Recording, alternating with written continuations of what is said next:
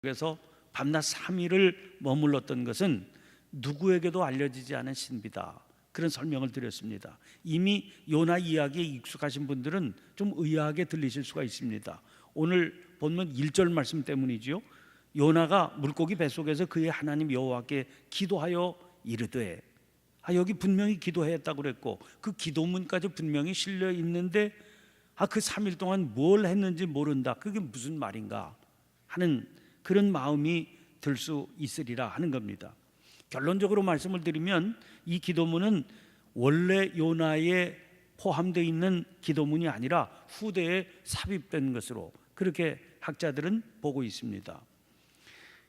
저작권이라고 하는 개념은 아주 최근에 생긴 그런 법적인 개념이지요.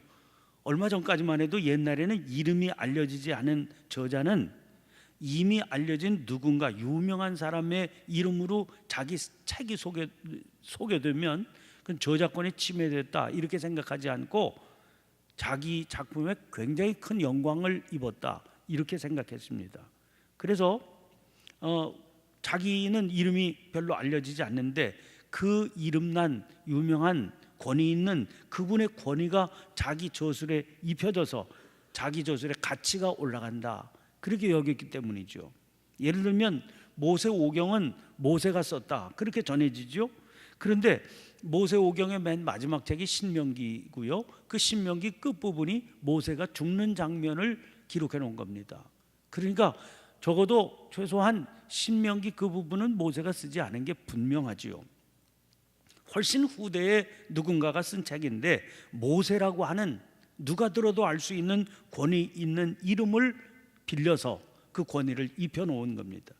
이런 분위기에서 고대에는 아름다운 기도문이 있으면 그것을 아주 아름다운 이야기에 삽입하는 그런 일들이 아주 흔하게 이루어졌던 일들이었습니다. 그러나 이미 있었던 기도문을 그렇게 삽입해 놓은 것이기 때문에 내용을 조금만 곰곰이 살펴보면 이건 나중에 끼워 넣은 거구나 하는 사실을 금방 알 수 있게 되어 있습니다. 오늘 본문 전체에 실려 있는 이 기도는 사실은 감사의 기도입니다. 내용을 보면 금방 알 수 있죠. 삶의 고통, 견딜 수 없는 어려움을 이겨낼 수 있고 견뎌낼 수 있었던 것에 대해서 하나님께 감사드리는 그런 내용의 기도문입니다. 그런데 요나는 어떻게 물고기 뱃속으로 들어간 것이죠? 니느웨로 가라고 하는 명령을 어기고 다시스로 가는 배를 탔기 때문에 자초했던 그런 고통 아닙니까? 큰 폭풍 때문에 선원들이 하는 수 없이 제비 뽑아서 그를 바다로 던지는 바람에 일어난 사건이죠.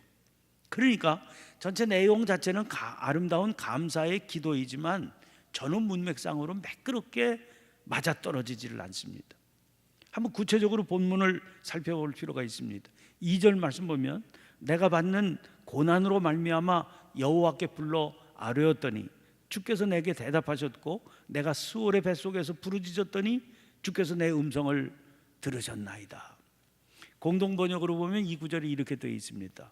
그 숨막히는 데서 부르짖었더니 야훼께서 대답해 주셨습니다. 죽음의 뱃속에서 살려달라고 외쳤더니 그 호소를 하나님께서 들어주셨습니다. 이 구절은 고통스러운 배 안에서 하나님께 살려달라고 그랬더니 그 기도를 들어주셔서 물고기 뱃속으로 피난처를 삼게 해주셨다, 그런 내용으로 들리지 않습니까? 그런데 사실은 우리 1장 쭉 살펴봤습니다마는 선원들은 기도했지만 요나는 바다에 던져지기까지 기도한 적이 없지 않습니까? 오죽하면 선장이 나서서 야 일어나서 이 폭풍 속에 잠이 오냐, 일어나서 내 하나님께 구하라, 그렇게 말하지 않았습니까? 또 7절 말씀 보세요. 내 영혼이 내 속에서 피곤할 때에 내가 여호와를 생각하였더니 내 기도가 주께 이르러 싸우며 주의 성전에 미쳤나이다. 이 메시지를 보면 이 구절이 이렇게 되어 있습니다. 내 목숨이 사그러져 갈 때에 내가 하나님을 기억했고 나의 기도가 주께 이르렀으며 주의 거룩한 성전에까지 닿았습니다. 언제 요나가 영혼이 피곤할 때 여호와를 생각했단 말입니다. 그리고 어떻게 그의 기도가 주께 이르고 주의 성전에 미쳤다는 말이 되겠습니까? 8절 9절도 이랬습니다. 거짓되고 헛된 것을 숭상하는 모든 자는 자기에게 베푸신 은혜를 버려 싸우나 나는 감사하는 목소리로 주께 제사를 드리며 나의 서원을 주께 갚겠나이다. 구원은 여호와께 속하였나이다. 언제 요나가 감사하는 목소리로 주께 제사를 드렸습니까? 무슨 서원을 했기에 주님께서 갚아주신다고 했단 말이에요. 그러니까 이 기도문은 요나의 전체 문맥과는 아무런 잘 이렇게 맞아떨어지지 않는, 좀 문맥상 매끄럽게 연결되지 않는 그런 내용이다 하는 게 자명합니다. 그런데 그렇다고 이 기도문이 정말 아무런 상관도 없는 내용이 어색하게만 끼워 들어간 것이냐 하는 겁니다. 쭉 살펴보면 그 모든 어색함을 상쇄하고도 남을 내용이 눈에 띄입니다. 아마 그런 내용 때문에 요나서 한복판에 이 기도문을 삽입할 생각을 품었을 거고, 오랜 시간을 통해서 전해져 내려오면서도 이 내용 전체가 이의 없이 성경으로 받아들여졌을 것이다, 그렇게 판단을 해봅니다. 자, 그게 3절에 눈에 띕니다. 3절을 보면 주께서 나를 깊음 속 바다 가운데 던지셨으므로 큰 물이 나를 둘렀고 주의 파도와 큰 물결이 다 내 위에 넘쳤나이다. 세번역으로 이 구절을 보면 주님께서 나를 바다 한가운데 깊음 속으로 던지셨으므로 큰 물결이 나를 에워싸고 주님의 파도와 큰 물결이 내 위에 넘쳤습니다. 여러분, 우리 요나 이야기를 우리는 익숙하게 전체 흐름을 알고 있습니다. 요나는 이미 우리가 살펴본 것처럼 바닷속으로 던져졌죠.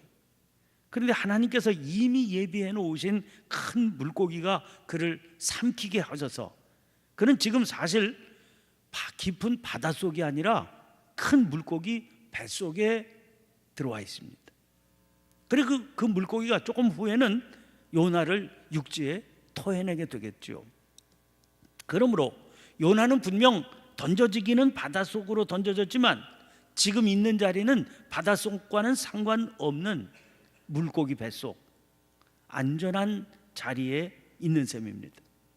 물고기 뱃속이 캄캄하기는 했겠지만 그 물고기 뱃속에서 파도가 큰 파도인지 적은 파도인지, 물결이 뭐 어떤 물결인지 그거 경험할 수 없었을 것 아닙니까? 그러나 오늘 본문 말씀은, 3절 말씀은 그 안전한 물고기 뱃속이라고 노래하지 않고 자기가 있는 자리가 깊음 속 바다 가운데다, 그렇게 표현하고 있습니다. 이건 뭐 그 큰 물고기가 깊은 바닷속에 있으니까 맞는 말이기도 하고, 그러나 사실은 틀린 말이기도 한 겁니다. 깊음 속 바다 가운데였기 때문에 큰 물이 자기를 둘렀다, 주의 파도와 큰 물결이 다 내 위에 넘쳤다, 이렇게 표현한 것인데 맞는 말이기도 하고 틀린 말이기도 하죠.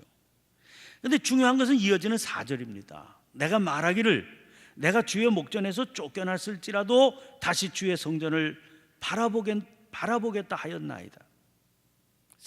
세번역으로 이 구절을 보면 내가 주님께 아뢰기를 주님의 눈앞에서 쫓겨났어도 내가 반드시 주님 계신 성전을 다시 바라보겠습니다 하였습니다. 그런 마음을 먹고 그런 소원을 품고 그렇게 주님 앞으로 나간 결과가 뭐겠습니까? 6절을 보면 내가 산의 뿌리까지 내려가 싸우며 땅이 그 빗장으로 나를 오래도록 막아 싸우나 나의 하나님 여호와여 주께서 내 생명을 구덩이에서 건지셨나이다. 세번역으로 이 구절을 보면 나는 땅속 몇 뿌리까지 내려갔습니다. 땅이 빗장을 질러 나를 영영 가두어 놓으려 했습니다만 주 나의 하나님 주님께서 그 구덩이 속에서 내 생명을 건져 주셨습니다. 여러분, 이 내용을 한번 정리해 보시죠. 자기는 지금 주님의 눈앞에서 쫓겨난 상태죠. 왜 쫓겨났는지 그 이유를 여기 밝히지 않고 있습니다. 밝히지 않는다는 것은 그 이유는 자기에게 별로 중요하지 않다, 그렇게 여겼기 때문입니다. 무슨 이유 때문인지는 모르지만 쫓겨나 있다, 이 현재의 상태가 훨씬 더 중요하기 때문입니다. 그 쫓겨난 결과가 뭡니까? 자기를 주께서 깊음 속 바다 가운데 던지신 거죠. 깊음 속 바다 가운데 던지셨기 때문에 그 결과 물이 나를 영혼까지 둘러싸우며 깊음이 나를 에워싸고 바다풀이 내 머리를 감쌌나이다. 내가 산의 뿌리까지 내려가 싸우며 땅이 그 빗장으로 나를 오래도록 막았다는 겁니다. 한마디로 지금 완벽한 절망에 빠졌다는 겁니다. 어디에도 희망이 보이지 않는 완벽한 절망입니다.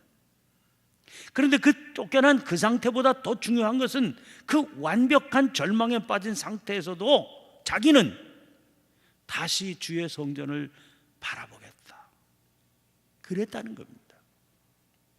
여러분, 이 완벽한 절망에서도 자기는 그렇게 마음을 다잡았다 하는 거니까 이게 결국 믿음 아닙니까? 이 믿음은 두 가지 전제를 포함하고 있어요. 하나는 지금의 이 절망을 초래한 하나님의 뜻을 등지고 살았던 삶이 완벽하게 무너진 거죠. 주님과 동행하지 않고 주님의 말씀을 거역하고 주께서 주신 부름의 삶을 외면하고 그렇게 살았던 그 삶이 완벽하게 무너졌다는 겁니다. 또 다른 하나는 이 상황 속에서도 하나님은 자기를 붙들어 주신다. 그 하나님의 자비, 그 하나님의 긍휼, 이걸 확신하고 있는 겁니다. 이 믿음의 두 뿌리가 이 사람에게 아주 확실하게 자리를 잡고 있는 거죠. 이 믿음이 역사하니까 그 결과로 깊음 속 바다 가운데 지금 있습니다. 그런데 이 깊음 속 바다는 전혀 다른 곳이 된 겁니다. 아까 말씀드린 대로 분명히 깊음 속 바다는 확실한데, 그래서 그 깊음 속 바다에 큰 물결, 큰 파도가 있는 건 확실한데, 육신적인 정황으로만 보면 이게 물고기 뱃속이나 깊음 속 바다나 다를 게 아무것도 없는 게 분명한데, 믿음의 눈이 열리니까 물고기 뱃속은 하나님께서 붙드시고 보호하시는 손 안으로 보여지는 겁니다. 사실이기도 하죠. 아니, 지금 물고기 뱃속에 빛 하나 보이지 않는 캄캄한 절망 속에 지금 이게 언제까지 계속될지 알 수 없는 상황입니다. 그런데도 믿음의 눈으로 보니까 이 깊음 속 바다 가운데 큰 물결, 큰 파도가 분명히 자리 잡고 있는 그런 캄캄한 절망적인 상황은 분명한데, 물고기 뱃속 안에 하나님의 보호하심이 분명히 역사하고 있는 그런 거다. 그 믿음의 눈으로 그렇게 믿음의 눈이 열려지니까 자기의 현재를 그렇게 보게 된 거죠. 그랬더니 여전히 참으로 위험한 곳이고 여전히 참으로 소망 하나 찾아볼 수 없는 그런 곳이지만 이곳이 위험하지 않게 보호받은 곳으로 받아들여지게 됐고, 그래서 감사의 제사를 드리며 서원을 주께 갚겠다, 그렇게 다짐을 드릴 수 있는 그런 환경이 되었다는 겁니다. 자, 여러분, 누군가의 뱃속에 있다, 이 말의 의미가 뭔지를 한번 곰곰이 생각해 보세요. 뱃속에 있다, 그 말은 그의 가장 내밀한 속으로 들어간다, 그런 말입니다. 우리가 누구랑 얘기할 때 내가 네 뱃속에 들어가 있어, 그렇게 얘기하지 않습니까? 그 얘기는 무슨 소리? 네 생각, 네 뜻, 네 마음의 흐름 말하지 않아도 네 속에 흘러가는 거 내가 다 알고 있어, 그런 뜻이죠. 그러니까 그의 뱃속에 자리를 잡게 되면 그와는 가장 긴밀한 관계를 맺게 됐다, 그런 의미가 되는 겁니다. 무슨 말로 표현하지 않아도 흘러가는 생각도 다 읽을 수 있어. 그와 그런 깊은 관계. 요나는 큰 물이 자기를 둘렀고 주의 파도와 큰 물결이 자기 위에 넘치는 그런 깊음 속 바다 가운데 던져진 일이 하나님의 가장 깊은 내면에 던져진 것이다, 그렇게 받고 있는 겁니다. 그래서 그 일이 그로 하여금 하나님과 가장 깊은 관계 속에 들어가게 만든 것이다. 이렇게 고백하고 있는 겁니다. 지금 요나는 바깥에서 저 바다 위에서 이 깊은 곳을 쳐다보고 있는 게 아닙니다. 그런 거는요, 영화를 구경하는 것과 다를 바가 없는 겁니다. 짜릿한 흥분을 느낄 수 있죠. 전에 저희 딸아이랑 어떤 영화관에 가니까 한번 영화 한번 보자 그러고 가니까, 요새는 영화관에 조금 돈을 더 받고 의자도 막 흔들리고 이러는 영화관도 있더라고요. 그래서 장면에 따라서 막 의자도 흔들리고 아주 생생하게 이렇게 체험하게 만들었어요. 또 요새는 점점 더 발달해서 VR 체험도 있다고 그러더라고요.